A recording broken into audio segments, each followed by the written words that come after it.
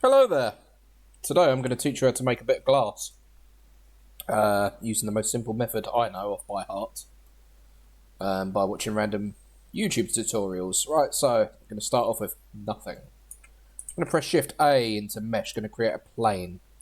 We're going to R and Y, 90 degrees, face it the way we can see it best. GZ up. I really should put the inputs here like people do on their YouTube videos so you can really see what's going on. Some people just go, you know, way too quick. So anyway, we're going to start off with adding HDRI. So we're going to go into shading, going to select world. And we're going to keep these two. And I believe what we do here is we create an environmental texture. So just have it there. We're going to click open. Now here's ones I saved earlier. So HDRI, and we are going to go with near the river, because why not? Everybody likes a bit of river.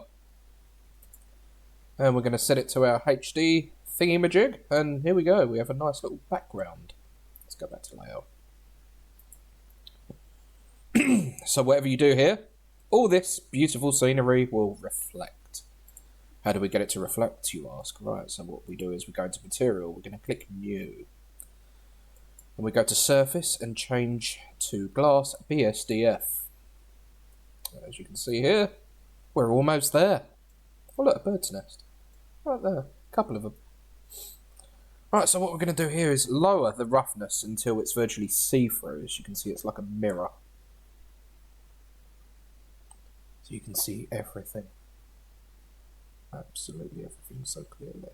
Right. And then I'm just trying to remember exactly what I did last time. Right, so we have our little shard of glass here. So what we're going to do now is we're just going to put it back into this fun mode. And right, this is the quickest and most effective way of making a decent window. So I get the sizing. Viewport is probably right side. So bring it alongside here, line it up, go into wireframe mode by holding Z.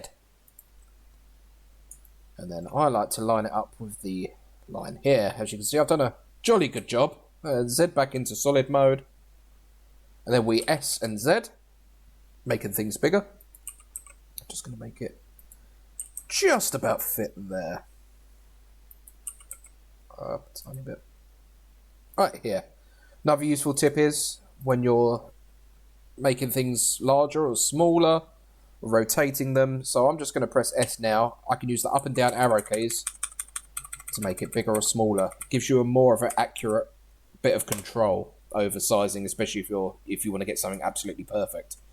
So now we're going to Shift D while this is selected, and we're going to G and X across. We're not going to G and X because X is coming towards us or away, so we're going to G and Y across.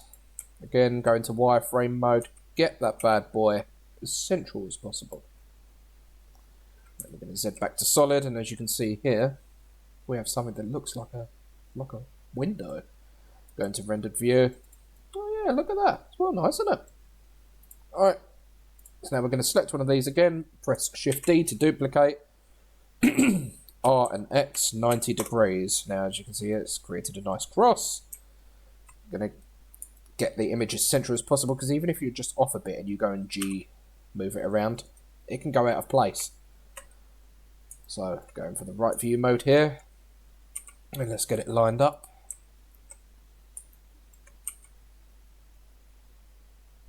There we go, it's almost central, and then we're going to S and Y into size. I'm just going to make it a tiny bit bigger, overlapping the edges, and I'm going to do the same, Shift and D, G and Z all the way down.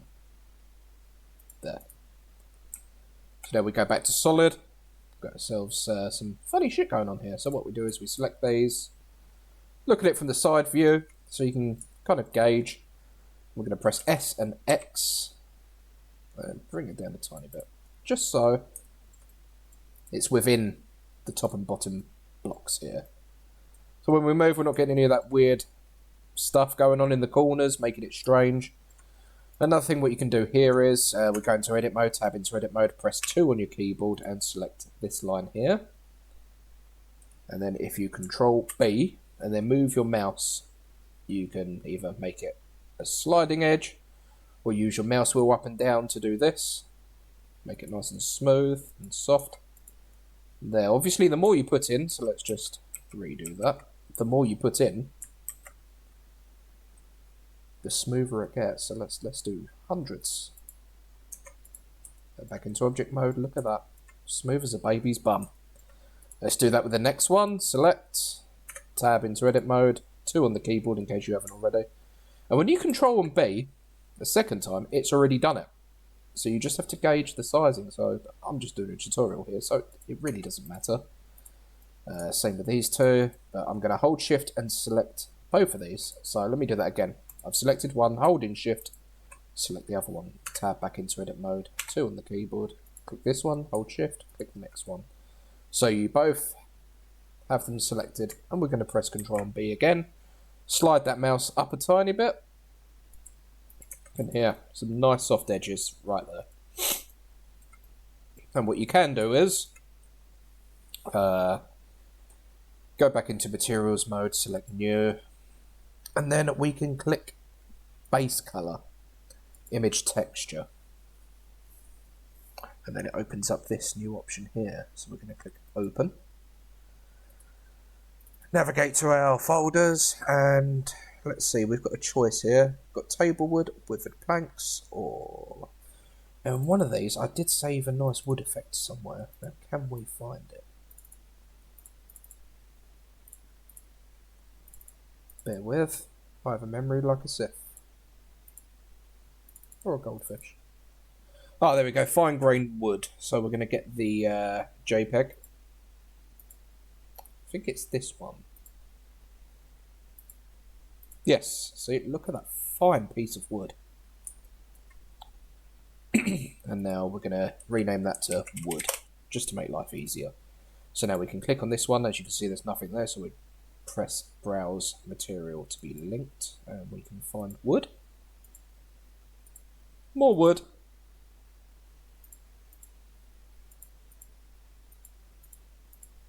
And one more bit of wood. So, I mean, you could even make a mirror if you wanted to. But let's go back into rendered mode. There we go. Look at that. Then if you want to get creative, just keep it in this viewport, because you get a good gauge of like your colours and stuff. So now, what we're going to do is we're going to select this one actually to begin with. We're going to Shift D, bring it across to the middle. Again, we're going to centralize our camera, put it in wireframe mode, get it as central to that blue line as possible. There we go. Let's bring it back to solid. Put it in our viewport. Now, I'm going to tab into edit mode, do this, give that a nice little rounded off edge there as well. We're not going to take any notice of the back. And then what you can do is you can Shift S. No, sorry, not Shift S. You're going to S and then Y, make it thinner. And then select it again, Shift D, and then R and rotate it. So again, just maybe sink this down a bit. So go to the side, G and X, get it out of there a bit, just so it sinks in. As you can see, these main frames here are overlapping. And here we go. You got yourself a nice little window. Now let's render this bad boy. Now, this can sometimes take some time. So what we're going to do is we're going to go into cycles. Going to click experimental and GPU, because that's the best way to go, really. Right, now we are going to wait for the samples to get to 1024. Done. There we go. Lovely looking window. And obviously, when you have light and everything, which we can actually do now, funny enough. When you get light, it obviously makes it look a lot better. And the more light you have, the better outcome you're going to have. So we're going to add a sunshine. Going to go top view. Now Windows here, so we're going to bring it out a tiny bit over here. I'd say that's enough distance. That's far enough. Then we're going to go side view. Front, there we go. It's because I'm rushing and I can't be bothered to set it. And then you're going to press the sun, hold it, and aim it towards the window. So it's directly on there. Then here, you click the light bulb. Whoa, keeping the sun selected. you have the opportunity of colours. So I like to go with a nice yellowy, orange kind of colour. And then set the strength to what you need it to be. Obviously, don't get too carried away by upping that in this viewport. You want to go to rendered mode. That's where it really comes into play. As you can see here, it's very light around the wood here. Let's dial it down a bit. Does its thing. Let it render. There we go. Then you can mess around with the bounces, shadow caustics. I don't know what that did, but okay. Max bounces, you can up that. It can crash your computer if you have laser software or anything like that. Or you can choose different settings here, like point or spot. Have a spot of light, you can make it smaller or bigger. Like this, like so. Where it goes, where it bounces off of, so let's do that. Let's select our object again. And then view selected. Look at it from an angle. And let that render for a minute.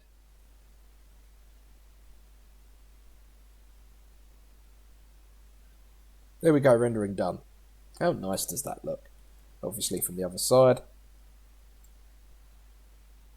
Yeah, I'm pretty pleased with that. So we're going to go back to here.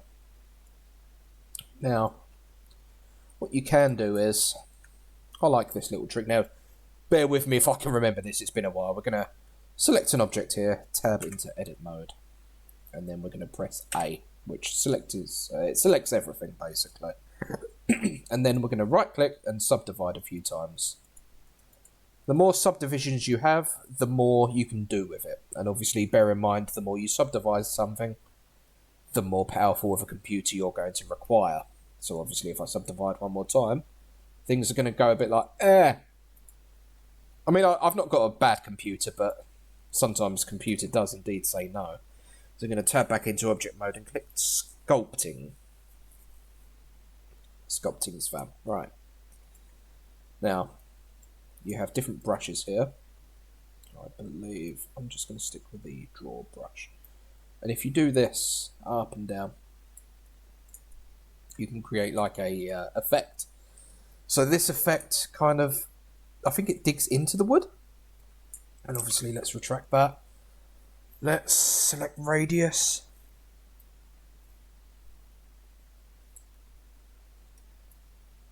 Oh no, it's bringing it out. So we want more of an indentation. So would it be this one? Yeah, an indentation effect here. So let's bring the strength down a tad, bring the radius down a bit, and start carving away at this wood. Just making it look real, if possible. Do the side bit.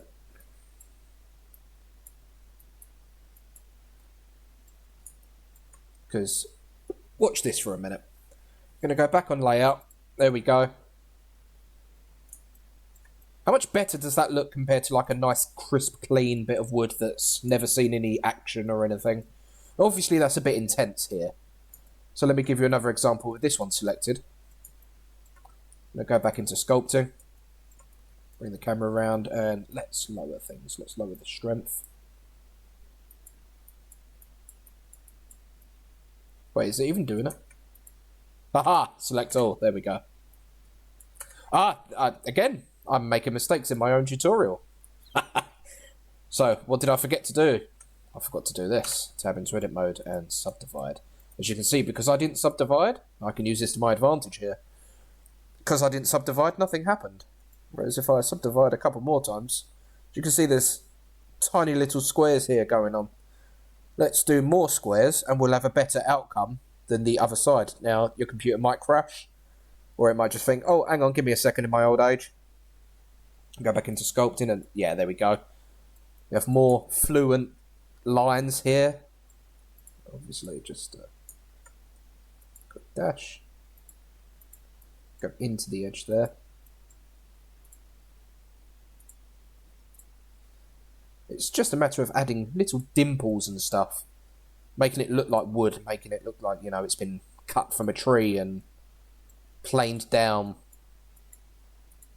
Obviously, you don't want to go over the top and go like, so it looks like somebody's had a shit on your window. So let's take that back a bit. And let's go back into object mode.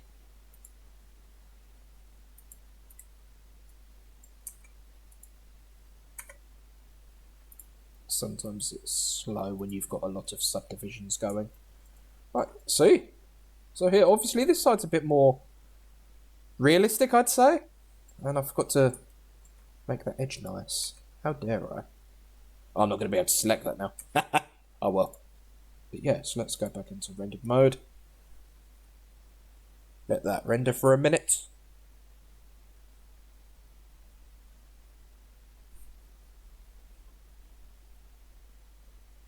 And there we go. There's our nice little window. You can learn this pretty quickly. This is one of the more simpler things to learn, to be honest. And it's quite a decent reward as well afterwards. You actually sit there and think, oh, bloody hell, I did that. But yeah, that's how you make a window. I hope this tutorial was helpful to some people who are new or have no idea about how to use Blender. But yeah, stay tuned for more tutorials as I learn too, because I've barely scratched the surface. So yeah, thank you for watching, and if you have any questions, let me know and I will try and help you with them. Until then, take care.